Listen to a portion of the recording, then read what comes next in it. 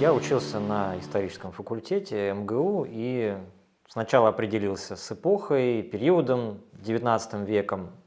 Потом мне захотелось заниматься именно церковной историей.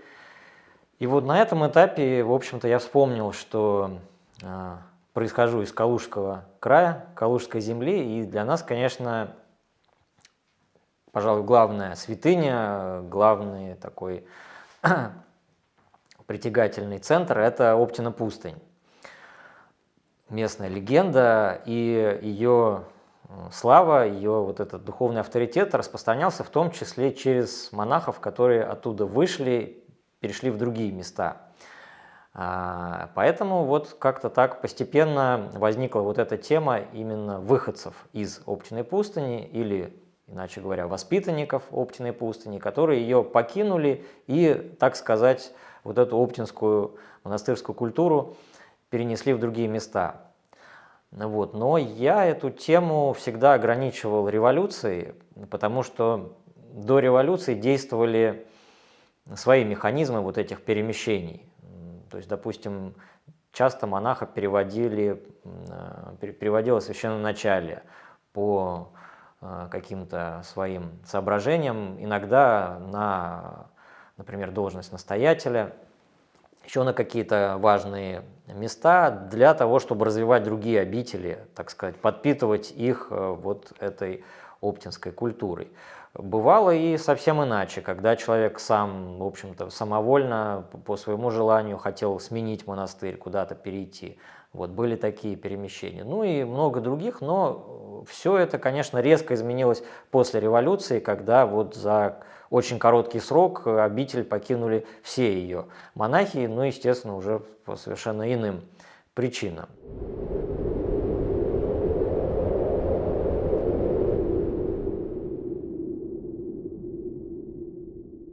Формально не было принято какого-то декрета, допустим, советской власти о закрытии монастырей.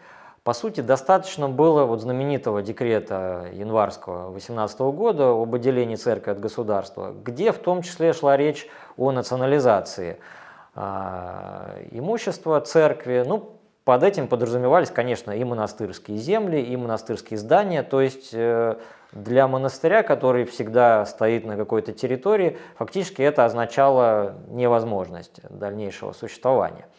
Вот. И, по сути, с момента выхода этого декрета уже началось закрытие монастырей, то есть дело уже было за тем, как это реализовать на практике, насколько быстро это будет происходить. Удавалось этот процесс несколько притормозить, отчасти потому, что сами власти были еще не вполне готовы, не вполне понимали механизм. Да, где-то, так сказать, монахам говорили, там, покидайте в 3-дневный срок помещение, а где-то иногда местные власти даже и прикрывали их, да, и как-то помогали им остаться на месте. Но вот в частности в Оптиной пустыне, как и во многих других, таким вот путем к сохранению хотя бы общины была регистрация в качестве сельскохозяйственной артели. Многие обители на это шли. Сначала это был такой стихийный процесс, а потом уже и высшее церковное управление давало добро на это. Но это был некий вот такой компромисс. То есть формально монастыря нет, а есть вот некая такая артель или коммуна, какое-то трудовое братство, которое, ну, по своей сути вроде бы должно властью рассматриваться достаточно спокойно. Вот, а по факту там будут находиться те же самые монашествующие. Ну вот это в большинстве случаев, конечно, ненадолго продлевало жизнь общины, но все-таки несколько лет еще давало. Конечно, власти пытались с этим бороться, в частности, настаивали, чтобы в этих артелях числились именно не монахи, не священнослужители, которые воспринимались как там эксплуататорские классы, а послушники, которые ну, казались, так сказать, социально близкими новой власти. Вот, поэтому даже вот под видом артели, конечно, братство удалось сохранить не полностью, люди были вынуждены его покидать, ну и постепенно дело шло к тому, что и сама артель тоже уже власть не устраивала, и на вот, примере Оптиной пустыни эта структура была закрыта в 23 году. Все закрыли на Преображение. В архиве Оптиной пустыни сохранился такой любопытный документ. Это стихи, написанные монахом под названием «Правда об упразднении Оптиной пустыни». Такие, в общем-то, очень безыскусные строки, вот, не всегда с соблюдением рифмы и размера, но это вот явно такие вот эмоции человека, испытанные вот прямо в этот момент. «Оптин, дорогая, тихое пристанище, душевный покой. Не знаю, где еще найти такой. Она всегда странных принимала, кормила и душевно питала. Должно, мы прогневили Бога. Вот нам широкая дорога. Куда хочешь идти, нет настоящего пути. И виноватого не найдешь, а сам от себя не уйдешь». Власти дали возможность отслужить последнюю литургию на Преображение 23 года, после чего монахов выселили уже окончательно, храмы были закрыты, то есть даже как приходские они не действовали. Что было на этом месте? Еще одна форма как бы продления его существования – это был музей. Музей Оптина пустынь, в котором в качестве сотрудников тоже небольшое число братьев оставалось, около 15 человек, но руководили им, конечно, светские люди, но, в общем-то, люди, которые сочувственно относились к оптинскому наследию, в частности, Лидия Защук, которая несколько лет руководила музеем, но она буквально, судя по всему, воспринимала его как вот миссию по спасению Оптины. Это тоже продлилось не намного дольше, вот до конца 20-х годов действовал музей, но, в общем-то, действительно он очень сильно помог сохранить прежде всего библиотеку и архив, потому что они все это время, все эти сложные годы, они поддерживались на музейном балансе, а после закрытия музея удалось их перевести в Москву и в Ленинскую библиотеку, где, собственно, находится и до сих пор архив Оптиной пустыни в отделе рукописей, сохраненный, в общем-то, более-менее в неповрежденном виде. Ну а параллельно на этой же территории, в этих же зданиях постоянно чередовались разные учреждения, уже чисто советские, сменяя друг друга, одновременно присутствуя в разных зданиях. Вот в ранние годы существовал детский дом на территории обители. С 30-х годов дом отдыха имени Максима Горького, к примеру. С 1939 года именно в Оптиной находился лагерь НКВД, в частности, знаменитый тем, что там содержалась часть польских офицеров, которые затем были припровождены в Катынь. Ну а после войны тоже, конечно, такая череда разных учреждений, в том числе там было ПТУ, училище сельскохозяйственных механизаторов. Кстати, был момент с 70-х годов, когда вновь был организован музей на территории скита Оптиной пустыни, то есть он уже занимал не всю территорию, а только скит, даже часть скита, и в основном он был посвящен литературным связям. Оптины – это был филиал Козельского краеведческого музея, литературный филиал, и там были экспозиции, посвященные вот знаменитым писателям, которые бывали в XIX веке здесь. Там Гоголь, Достоевский, Лев Толстой, вот все эти знаменитые посещения. Вот, и все это тянулось до 1987 года, когда Оптина, в общем-то, одной из таких ранних обителей была, ну, был начат процесс ее возвращения церкви.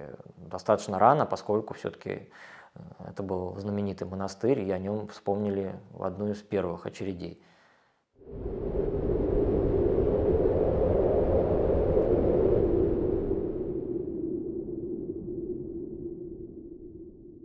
Сам момент революции в монастырях был ознаменован, в общем-то, тем, что сейчас называется церковная революция. То есть начались, ну, такие довольно разрушительные стихийные процессы. Зачастую братья бунтовало против своих настоятелей, устраивались всякие митинги, забастовки и так далее. В общем-то, монашеская атмосфера очень сильно поколебалась в это время.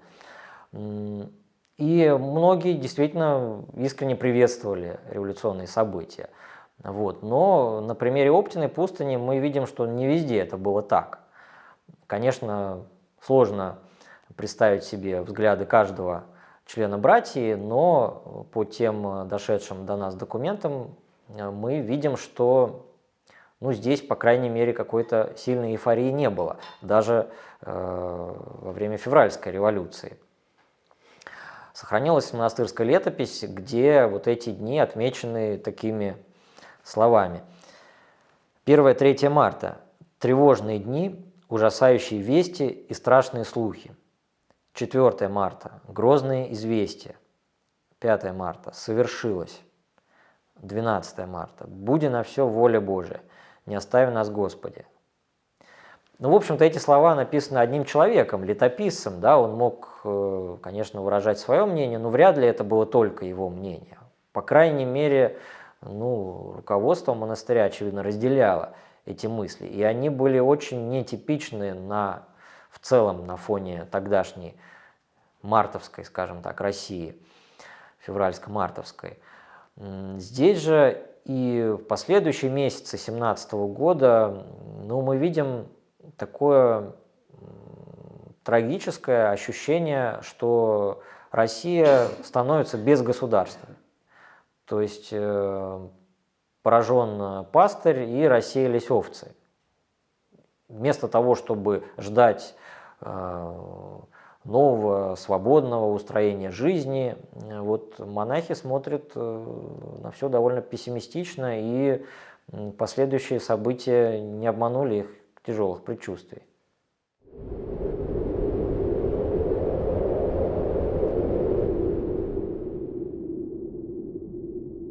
Если говорить о судьбах монахов Оптиной пустыни в советское время, то, ну, прежде всего нужно представить себе вот масштаб, сколько было этих людей. Оптина очень крупный монастырь на момент революции. Вот как раз та слава, которая на нее свалилась в XIX веке, привела к тому, что многие люди сюда приходили, становились иноками. И к моменту революции здесь в братстве числилось около 350 человек, включая добровольных послушников, то есть тех, кто не был официально включен в штат, но тем не менее тоже жил в обители. То есть вот 350 человек. Но я бы к этому добавил еще и тех, кто вышел из Оптиной, вот как раз те, о ком я писал, воспитанники, выходцы из Оптиной, ну, скажем, до революции, оказался в других обителях и дожил до вот этого лихолетия. Эти люди тоже, в общем-то, имеют отчетливый след Оптиной в своей судьбе, да, некоторые там жили много лет и просто перед революцией куда-то перешли. Вот, их тоже, безусловно, следует учитывать. И если так, то добавляется еще, в общем-то, десятки людей. А кроме того, стоит еще добавить тех, кто пришел в Оптину после революции. Вот в эти несколько лет, когда она еще была в статусе артели, были и такие, кто приходили в эти годы, конечно, совсем немного, там, может быть, пару десятков человек, но в сумме получается вот где-то в районе 500 людей, которые жили в советское время, имея за плечами опыт проживания в Оптиной. тот или иной период. То есть это очень-очень много людей, судьбы которых, конечно, далеко не все изучены. То есть, ну, прямо скажем, что, наверное, больше половины людей просто неизвестны их судьбы. Ну, а из тех, кто известен, зачастую, в общем-то, мы знаем очень мало. Вот, поэтому какие-то обобщения, конечно, очень условные. Вот, людей много и судьбы совершенно разные. Но на что можно обратить внимание? Во-первых, эти люди в основном по своему социальному происхождению были крестьянами. То есть вообще социальный состав братьев Оптиной, ну, как и любого другого монастыря, конечно, динамично менялся до революции, но как раз чем ближе к 17 году, тем больше происходило так называемое окрестьянивание монастырей, ну, особенно мужских. Соответственно, те, кто пережили революцию и оказались уже в Советской России, очень значительное большинство их из крестьян. Можно, ну, обратить внимание на какие-то объединяющие черты, ну, конечно, очень условно, да, объединяющие далеко не всех, но то, на что можно обратить внимание.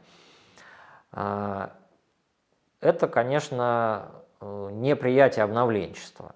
Вот когда началось обновленчество, то, ну, просто было заметно, что там, где жили оптинские монахи, там это совершенно не приветствовалось. Многие из них, собственно, переехали прежде всего, ну, когда надо было куда-то уезжать, переехали в Козельск, то есть город, который находился прямо вот, рукой подать от обители. И тут, ну, некоторое время существовал, по сути, неформальный Оптинский монастырь. Люди жили на квартирах, но при этом собирались в храмах вместе по возможности, сохраняли определенные традиции духовного руководства. Вот, в частности, последний настоятель Оптиной, архимандрит Исаакий Бобраков, он в эти годы тоже воспринимался братьями как настоятель по-прежнему. Вот. Были какие-то традиции, допустим, пения монашеского, которые были перенесены в козельские храмы. Вот. Ну и когда монахи, выходцы из Оптиной, держались вместе, то, конечно, ну, чувствуется, да, определенное влияние этого сообщества. И в частности, вот как сами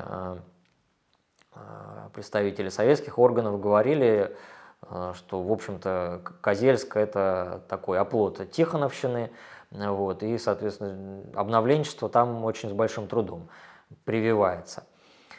Но их, конечно, стремились рассеять еще дальше. То есть даже то, что уже нет монастыря, не устраивало власти, и нужно было, чтобы эти люди и не жили где-то вот рядом, в одном месте. Их постоянно вынуждали, поддавливали к тому, чтобы они ехали, в общем-то, по тем регионам, откуда они в свое время пришли в обитель, хотя в большинстве случаев там некому было, собственно, возвращаться. Вот, то есть это было такое неисполнимое требование. Вот. Но когда люди его не воспринимали, то следовали и аресты, разные волны арестов, которые постепенно приводили к тому, что вот это ядро, жившее в Козельске, в его окрестностях, и куда входили, кстати, не только оптинские монахи, но и сестры Шамардинского женского монастыря, который находился тоже недалеко, и, ну, всегда его жизнь была неразрывно связана с Оптиной, с ее старцами. Ну, вот это ядро постепенно удавалось, так сказать, расщеплять. И, может быть, самый такой мощный удар был нанесен в 1930 году. Поводом был небольшое такое восстание, ну, скорее волнение, которые произошли в Козельске на местном рынке. Там милиционер арестовал одного торговца, народ вокруг стал возмущаться, и, ну, вдруг стали вспоминать в общем-то, все прегрешения советской власти, и ситуация очень сильно накалилась. Вот, власти отреагировали и решили использовать это, в общем-то, как повод нанести этот самый удар по группировке, так сказать, монашествующих. Был проведен довольно масштабный процесс, в котором участвовало 40 человек монашествующих, включая и сестер Шамардинской обители бывших, и некоторых мирян. Ну, в общем-то, их всех осудили как контрреволюционную такую монашеско-монархическую группировку. Вот, были серьезные приговоры. И, ну, в общем-то, после этого уже в 30-е годы можно сказать, что по многу оптинцев в одном месте уже просто не оказывались, не собирались.